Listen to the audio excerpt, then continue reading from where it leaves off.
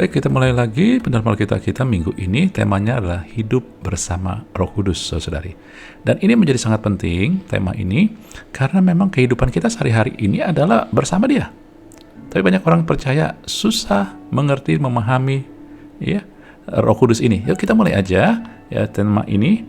Ya, saudara-saudari, sesaat sebelum Yesus meninggalkan dunia, artinya Dia tahu saatnya akan tiba, maka Dia berkata kepada muridnya dalam Yohanes 16 ayat 4b, "Hal ini tidak kukatakan padamu dari semula karena selama ini aku masih bersama-sama dengan kamu." Apa yang Dia katakan? Ya, tentang surga, kerajaan surga, ya, rahasia-rahasia kerajaan surga. Ya, kemudian di situ juga sesudah itu Yesus menjanjikan Roh Kudus sesaat sebelum Dia pergi kepada Bapa. Artinya masih Dia di dunia di hari-hari terakhir Dia sebelum Dia disalibkan, saudara-saudari. Tapi yang menarik adalah ketika Yesus mengatakan, "Aku masih bersama-sama dengan kamu." Buat saya ini menarik. Ini adalah isi hati Tuhan. Kenapa? Ketika Dia mengatakan aku masih bersama dengan kamu, dengan kata lain, selama aku bersama kamu, Tuhan ada buat murid-muridnya. Artinya ada suatu kerinduan Tuhan untuk selalu ada menyertai murid-muridnya, melindungi murid-muridnya, menuntun murid-muridnya. Iya, saudara-saudari. Ini kerinduan Tuhan. Kadang kalau kita baca firman, kita ngelihat isi hati Tuhannya. Ya. Disinilah Tuhan mengatakan hal ini dan menunjukkan betapa Tuhan itu sangat indah dan luar biasa baiknya buat kita. Dan dari balik itu juga, ketika Tuhan menyatakan ini juga menunjukkan siapa kita. Manusia adalah makhluk yang tidak independen. Manusia adalah makhluk yang diciptakan harus tergantung ataupun menggantungkan, melekatkan diri ataupun juga bersandar kepada sesuatu yang lebih tinggi. Dalam hal ini Tuhan menyediakan dirinya. Ya, manusia tidak diciptakan untuk independen, makanya buah pengetahuan baik dan buruk itu adalah yang membuat manusia independen dan Tuhan tidak ingin. Manusia tidak diciptakan untuk itu. Dan Tuhan mau manusia boleh makan buah kehidupan, di mana buah kehidupan adalah menempel. Kita dependen dengan Tuhan. Sebab itu Anda bisa melihat bahwa orang karena kebutuhan ini tanpa disadari, akhirnya ada orang yang akhirnya dia kebutuhan ini dia bilang dicukupi dengan oleh diri dia sendiri, maka dia menjadi orang yang ateis, nggak percaya Tuhan. Dia bilang manusia tergantung pada dirinya sendiri. Atau kemudian orang lain juga yang tidak mengenal Tuhan dan tidak mau kenal Tuhan, larinya kepada kuasa gelap. Dia bilang mereka mencari kuasa gelap yang menyertai, menjagai mereka, saudara-saudari. Tapi Tuhan begitu baik. Ketika Dia mau ke surga, kalau selama ada Tuhan yang akan lindungi mereka, mencukupi mereka, mengajar mereka. Artinya ketika Yesus mau ditangkap pun, Dia melindungi murid-muridnya supaya murid-muridnya diluputkan, sehingga hanya Dia yang ditangkap. Ya, oleh sebab itulah Roh Kudus diberikan sebagai bukti bahwa Tuhan mengasihi kita, saudari. Dalam firman Tuhan di dalam Roma 5 ayat 5 dikatakan bahwa di situ ya kasih Allah telah dicurahkan kepada kita oleh Roh Kudus yang telah dikaruniakan. Jadi Anda bisa ngelihat nggak bahwa Roh Kudus ini dikaruniakan karena bentuk kasih Allah yang dicurahkan. Supaya apa? Supaya Anda disertai. Dengan keberadaan Roh Kudus, maka ini adalah sesuatu yang lebih baik, saudara-saudari, buat kita. Lebih baik, lebih berguna. Kenapa lebih baik, lebih berguna? Karena Dia ada di dalam kita. Dia senantiasa ada. Kemanapun Anda pergi, dimanapun Anda berada, Dia ada. Ketika Yesus ada di muka bumi, murid-muridnya, Dia nggak bisa berada di beberapa tempat karena Dia dibatasi oleh tubuh yang dimana Dia pakai, tubuh dunia, tubuh jasmani itu. Tapi Roh Kudus adalah roh, saudara-saudari. Ya, dan Dia ada. Sebab itu Dia ada untuk kita sebagai bentuk pernyataan kasih Tuhan. Di mana bentuk pernyataan? Salah satunya di sini. Jadi Anda lihat Roh Kudus bukan untuk menghukum Anda, tetapi untuk memenuhi kebutuhan Anda dan saya sebagai manusia ciptaan Tuhan untuk disertai, dijaga, dan dituntun. Sebab itu kita harus lebih kenal Roh Kudus. Amin.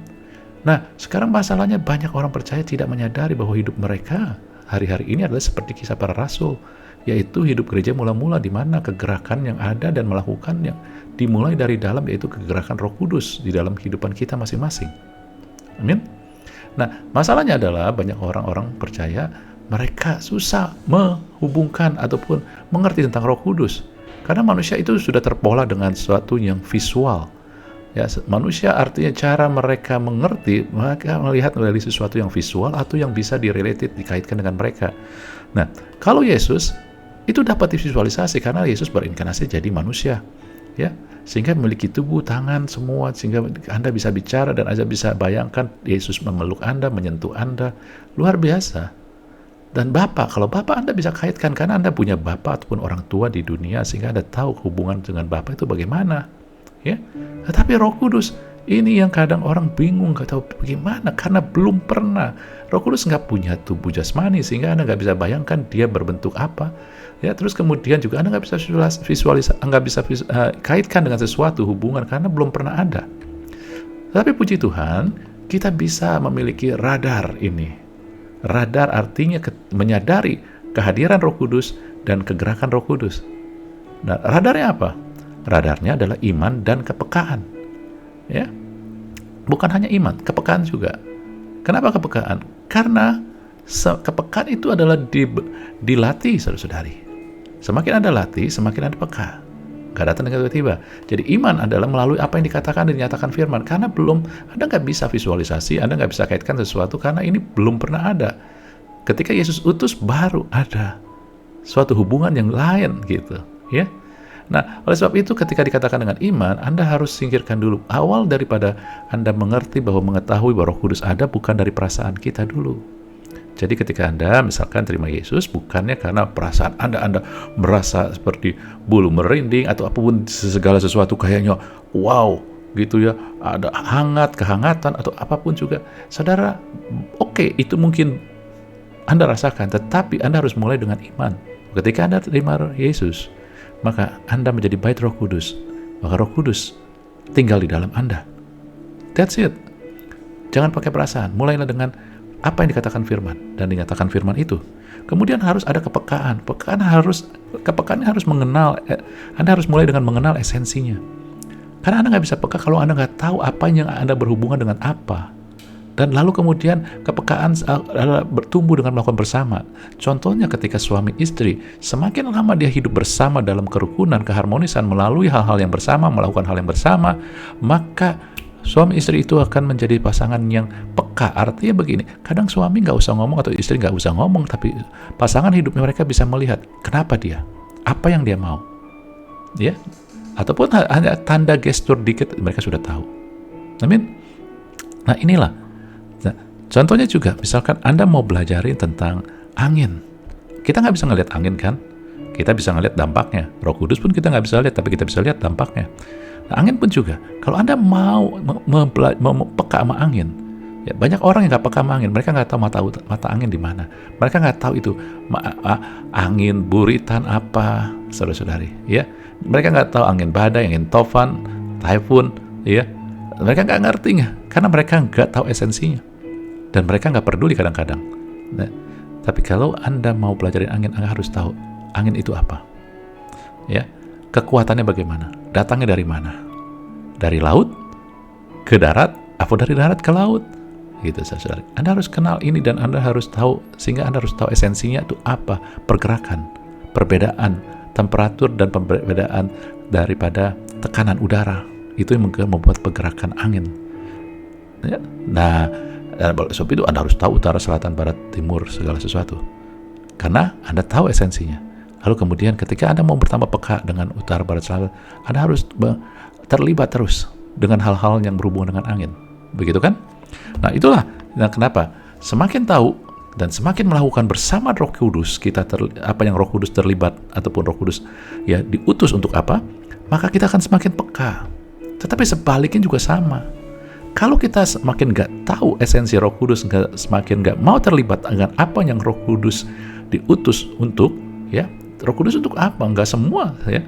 Nah, semakin kita nggak peduli, semakin kita nggak peka.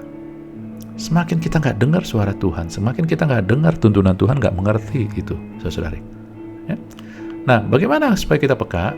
Gampang, tadi kan kita lihat, mengenal esensi dan melakukan bersama. Kalau dengan firman, Anda baca firman, siapa Roh Kudus, Anda tahu, ya. Tapi ini esensi pun harus datang dari firman. Kita ngelihat, dalam Matius 10 ayat 19-20, perkataan Tuhan Yesus ketika masih di muka bumi, apabila mereka menyerahkan kamu, jangan kamu khawatir akan bagaimana dan akan apa yang harus kamu katakan, karena semua itu akan dikaruniakan kepadamu pada saat itu juga. Karena bukan kamu yang berkata-kata, melainkan Roh Bapamu, Dia yang akan berkata-kata di dalam kamu. Saudara, Anda perhatikan bahwa ketika Yesus mengatakan ini, Yesus masih ada di muka bumi, dia mempersiapkan murid-muridnya, tetapi dia katakan, ya, nanti ketika dia pergi, kira-kira kayak begitu, murid-muridnya akan mengalami tekanan, mungkin akan dianiaya, akan diadilin. Tapi jangan takut, kata Tuhan, bahwa maka kamu akan berkata, tapi bukan daripada kamu, tapi yaitu roh Bapamu yang di dalam kamu.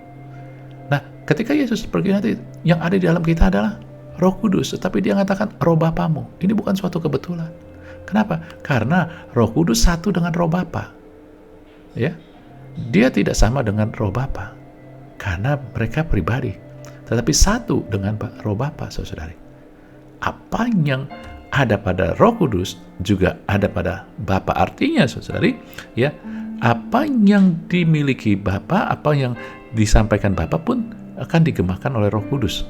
Dia tidak akan menggemahkan yang lain karena satu, sinkron semuanya. Demikian juga dalam 1 Petrus 1 ayat 19-20, ya, di sini Petrus lewat kuasa Roh Kudus dikatakan bicara tentang keselamatan, saudara-saudari, yang sudah dibuatkan karena berdasarkan kasih karunia, keselamatan itu. Mereka meneliti yang mana dan bagaimana yang dimaksud oleh Roh Kristus yang ada dalam mereka, yaitu Roh yang sebelumnya memberi kesaksian tentang segala penderitaan yang akan menimpa Kristus, tentang segala kemuliaan yang menyusul sesudah itu. Nah, Petrus sedang mengomong tentang suatu roh yang ada di dalam mereka, tapi Petrus mengatakan Roh Kristus. Sedangkan kita tahu Petrus itu hidup di zaman di mana dia mengalami kepenuhan Roh Kudus, menerima Roh Kudus. Tetapi dia sebut Roh Kristus. Kenapa? Karena yang di dalam kita adalah Roh Kudus. Itu sama, satu dengan Roh Kristus. Jadi konklusinya adalah Roh Kudus satu dengan Bapa, dengan Kristus juga. Nah, apa dampaknya satu dengan Bapa dengan Kristus? Dampaknya adalah esensi mereka sama. Nggak mungkin ada satu kesatuan. Ya, saudara, minyak, air tidak mungkin bersatu. Karena esensinya, intinya, ataupun ya, inti mereka berbeda, ya. Tapi sesuatu yang bersatu adalah intinya harus sama. Nah, ini dia esensinya sama. Inti daripada Tuhan, esensi dari Allah Bapa dan juga Yesus apa? Firman Tuhan salah satu mengatakan Allah adalah kasih dalam 1 Yohanes 4 ayat 8. Esensinya adalah kasih, saudara-saudari. Jadi kalau Anda mau mengenal Roh Kudus, ya, saudara-saudari, bahwa dia adalah segala sesuatu yang Roh Kudus lakukan harus mencerminkan dan memancarkan kasih. Jadi Anda ngelihat sendiri, sama seperti Tuhan, ya, Yesus adalah kasih. Anda ngelihat apa yang Yesus lakukan semua berdasarkan kasih. Ketika dia melakukan sesuatu, misalkan menegur seseorang pun karena kasih. Jadi Anda bisa ngelihat sendiri banyak sekali, ya, ketika Anda tidak melihat bahwa segala sesuatu didasarkan dan mencerminkan, memancarkan kasih, itu bukan datang dari Roh Kudus. Anda lihat itu aja, ya. Mungkin mirip-mirip, tetapi kalau nggak kasih nggak. Maka sebab itu pelayanan kita harus dimulai dengan memancarkan kasih. Segala sesuatu yang kita lakukan harus memancarkan kasih, saudari. Dan kalau kita memancarkan kasih, maka kita tahu yang menggerakkan adalah Roh Kudus. Amin. Ya, banyak pelayanan yang bukan kasih karena mau nama besar, karena mau terkenal, karena mau get follower, dapat follower yang banyak. Saya nggak menuduh, tetapi mari kita adalah bait Roh Kudus, alat Tuhan yang luar biasa. Tetapi yang bekerja adalah Roh Kudus yang selalu memiliki esensi kasih, sehingga dia harus memancarkan kasih. Dan saudara-saudari, kasih itu juga, ya, di dalam 1 Yohanes 4 ayat 19 katakan, kita mengasihi karena Allah terlebih dahulu mengasihi kita. Buat saya ini adalah suatu, apa yang dikatakan, bukan saya melihat dari isi hati ataupun juga dari hal yang dinyatakan oleh Roh Kudus, saudara. Allah lebih dahulu mengasihi kita, baru kita bisa mengasihi. Begini, kalau ada seseorang, misalkan cewek sama cowok itu sayang sama tuh cewek, jatuh cinta, dia mencintai cewek itu, saudara. Apakah cewek itu langsung bisa mencintai cowok itu? Ya, kalau normal enggak. Bagaimana cewek itu bisa mencintai cowok itu yang jatuh cinta sama dia? Mereka memiliki relationship, hubungan dulu, ya, baru nanti cewek itu bisa mengasihi. Demikian juga kasih, dan apa yang dikatakan Tuhan di sini adalah bicara tentang relationship, hubungan. Kasih adalah bekerja ketika ada hubungan. Anda bisa merasakan kasih ketika Anda bisa membina hubungan. Amin. Nah ini dia, oleh sebab itu segala sesuatu yang datang dari Roh Kudus ataupun yang bersumber dari Allah selalu berdasarkan dan membina hubungan kasih. Ini penting sekali, sehingga Anda bisa melihat, mengerti kebenaran firman, karena apa yang disampaikan Tuhan sesudah Roh Kudus diberikan kepada Anda dan saya, sesudah itu beda dengan apa yang sebelumnya. Sebelumnya berdasarkan peraturan, tetapi sesudahnya Anda diberikan berdasarkan apa yang Roh Kudus dan Allah rindukan, yaitu membina hubungan kasih. Sehingga Anda bisa melihat, Anda taat, setia, berlaku benar karena Anda berhubungan kasih, Anda mengasihi Tuhan. Maka kalau Anda baca sesudah Roh Kudus diberikan, itu beda. Ya, inti penekanan adalah hubungan. Anda nggak mungkin, karena Anda punya hubungan kasih, mau melukai orang tersebut, pribadi tersebut. Bahkan sesudah itu, sesudah Roh Kudus diberikan, Tuhan mau kita punya hubungan kasih, maka kemudian dikatakan bahwa kita harus memberi dengan sukacita. Coba Anda pikirkan, kapan Anda bisa memberi dengan sukacita? Bayangkannya begini, yang real aja. Kalau Anda pacaran, ataupun Anda memberi buat anak Anda yang Anda kasihi, Anda merasa berkorban apa Anda senang? Apa Anda sukacita? Pasti sukacita. Kenapa? Ada hubungan kasih. Itulah kenapa bisa memberi dengan sukacita. Memberi gak gampang, saudara-saudara. Ya, di tengah keadaan dunia yang saat ini, memberi adalah suatu hal yang dianggap berkorban. Pada zaman dulu dianggap berkorban, tetapi sekarang ketika kita punya hubungan kasih, karena kita mengasihi Tuhan, bukan lagi korban, saudara. Sukacita, kesempatan menyatakan kasih kita. Amin. Nah, sebab itu juga hal-hal yang kita lakukan, hal-hal yang baik yang benar kita lakukan karena hubungan kasih. Ini dijelaskan, ditekankan lagi dalam 1 Yohanes 4 ayat 18 bahwa di dalam kasih nggak ada ketakutan. Kalau Anda takut, itu ada mengandung hukuman, dan kasih yang sempurna tidak mendatangkan ketakutan. Artinya kalau Anda punya hubungan kasih, Anda melakukan sesuatu yang baik, yang benar, bukan karena takut dihukum. Karena firman Tuhan juga jelas sesudah itu, setelah Yesus mati di kayu salib, Roma 8:1 katakan tidak ada lagi penghukuman bagi mereka yang di dalam Kristus. Ya. Dan ini susah dimengerti kalau Anda masih pakai pola lama, yaitu ya peraturan. Karena Tuhan sekarang dengan memberikan Roh Kudus, sekarang Tuhan menegakkan hubungan. Tuhan mau bina hubungan dengan Anda. Jadi Anda bisa ngerti sekarang. Amin. Roh Kudus bukan mengingatkan Anda akan hukuman, tapi mengingatkan Anda akan kasih Tuhan yang luar biasa buat Anda dan saya. Haleluya. Dan lanjut, saudari, ya, ini dia. Sekarang kita masuk kepada yang melakukan bersama. Ini esensinya. Roh Kudus satu dengan Bapa, dengan Yesus. Roh Kudus selalu mencerminkan, memancarkan kasih, karena esensi dia kasih. Dan kasih dibutuhkan untuk membina hubungan kasih. Yesus katakan, kemudian kita lanjut untuk melakukan bersama, ya, kegiatan apa? Karena untuk melakukan kegiatan apa bersama dengan Roh Kudus adalah sesuai dengan Roh Kudus diutus untuk apa. Yesus katakan sendiri, penghibur, yaitu Roh Kudus yang diutus Bapa dalam namaku, dialah yang akan mengajarkan segala sesuatu kepadamu dan akan mengingatkan kamu akan semua yang telah kukatakan kepadamu. Yesus katakan Roh Kudus akan mengajarkan, mengingatkan apa yang kukatakan padamu. Mengajarkan apa? Mengingatkan apa? Yang kukatakan padamu, firman Tuhan. Setiap kali kita mempelajari dan mengingat firman Tuhan, maka kita semakin akan peka dengan Roh Kudus, karena kita melakukannya bersama Roh Kudus. Roh Kudus ini melakukan apa yang Tuhan utus untuk apa? Dia mengajar. Jadi ketika Anda mulai melakukan hal bersama, Anda belajar firman, Anda sedang ya duduk bersama dengan Roh Kudus. Amin. Inilah, dan itu akan membuat Anda semakin peka. Banyak orang gak mau pelajarin firman, saudara-saudari. Puji Tuhan, baca bagus, tetapi Anda gak cukup sampai baca. Anda harus juga mempelajari, merenungkan firman. Itu bagian, saudari. Ya.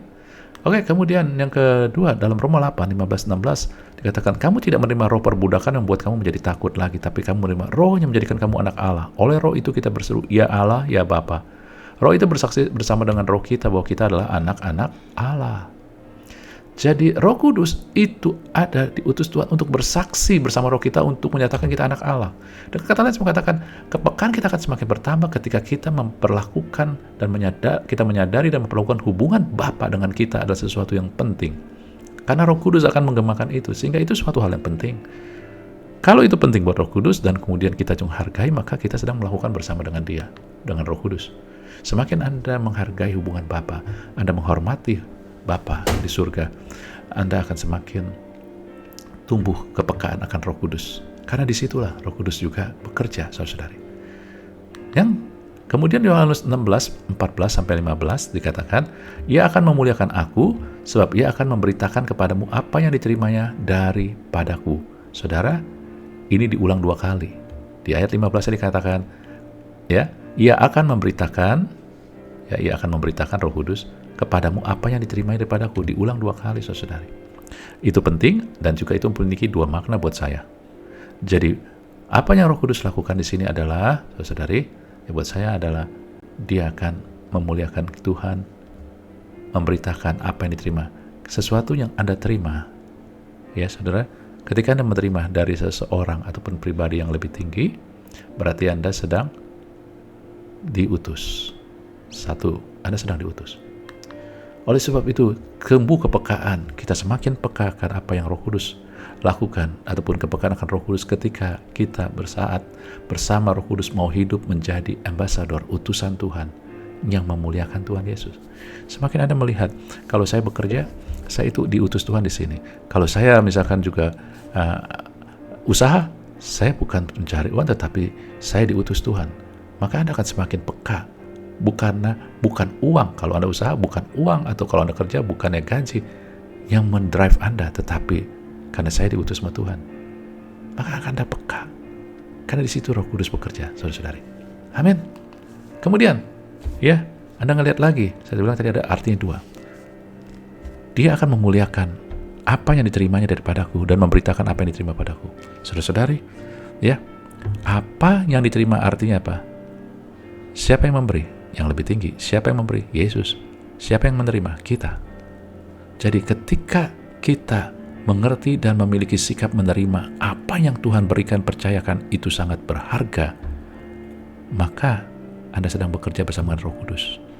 Tumbuh kepekaan saat mengerti dan memiliki sikap menerima apa yang Tuhan berikan dan percayakan itu sangat berharga. Apa yang Tuhan berikan, saudara-saudari, yang berharga? Sesuatu yang Dia lakukan di atas kayu salib. Saudara-saudari, karya Yesus di salib itu, berita salib itu membuat kita menerima. Gak ada sesuatu yang kita lakukan, hanya menerima. Karena itu bukan usaha kita dan bukan kelayakan kita. Apa yang kita terima karena karya Yesus di salib itu? Pembenaran. Kita jadi orang benar bukan karena perbuatan kita. Kita berbuat benar karena kita berhubungan kasih, memiliki hubungan kasih dengan Kristus yang tadi seperti Anda telah lihat. Ya. Pembenaran adalah dikatakan dalam firman Tuhan jubah, robe of righteousness. Artinya tidak menempel sama kita, bukan dari kita, dikenakan kepada kita. Demikian juga pengudusan. Ya. Dan kemudian status kita sebagai anak yang dikasihi, banyak lagi, ini beberapa. Bahkan juga otoritas, saya katakan. Otoritas yang Tuhan berikan, banyak kali orang percaya merasa otoritas kalau dia sudah lama jadi orang percaya, sudah melakukan sesuatu. Tidak, saudari. Otoritas Anda datang karena karya Tuhan Yesus salib. Sehingga ketika Anda terima jadi orang percaya, Anda punya otoritas. Hanya banyak orang tidak peka, tidak ngerti, sehingga jarang menggunakan otoritas itu. Anda punya otoritas yang membuat iblis gemetar. Karena kita duduk memerintah bersama dengan Dia. Ketika Anda tahu ini, Anda gak perlu cari hamba Tuhan untuk mendoakan Anda, mendoakan sakit penyakit Anda, untuk memberkati Anda. Anda punya otoritas itu. Yang menjadi masalah, kita tidak tahu dan tidak peka. Lalu kemudian identitas manusia baru kita. Saya ini manusia baru, manusia roh, sehingga dosa tidak berkuasa lagi atas kita. Saya bukan manusia daging. Ketika saya terima Yesus, maka saya menerima ciptaan baru, menjadi ciptaan baru, manusia roh. Amin, saudara-saudari. Makanya banyak lagi nanti akan konsekuensi daripada manusia baru ini. Anda tidak dikuasai dosa, dosa tidak berkuasa lagi. Amin. Nah, saudara, inilah. Jadi Anda melihat, ini bagian pertama dari hidup bersama dengan Roh Kudus, mengenal esensinya, ada di bagian sini. Melakukan bersama ada bagian sini, saudara-saudari. Ya, Anda melakukan bersama firman, berdasarkan firman, berdasarkan Bapa, hubungan dengan Bapa berdasarkan Yesus Kristus. Di sini, bagian ini, apa yang Yesus lakukan. Kita diutus dan kita menerima dari Dia, saudari. Amin. Anda bisa mengerti, menangkap semua itu? Dan kalau Anda ikut di sini, ataupun Anda mengerti tentang hal ini dan Anda jalankan, maka kepekaan itu akan bertumbuh. Anda akan peka suara Roh Kudus, tuntunan Roh Kudus dalam hidup Anda. Kiranya Tuhan memberkati kita semua. Amin.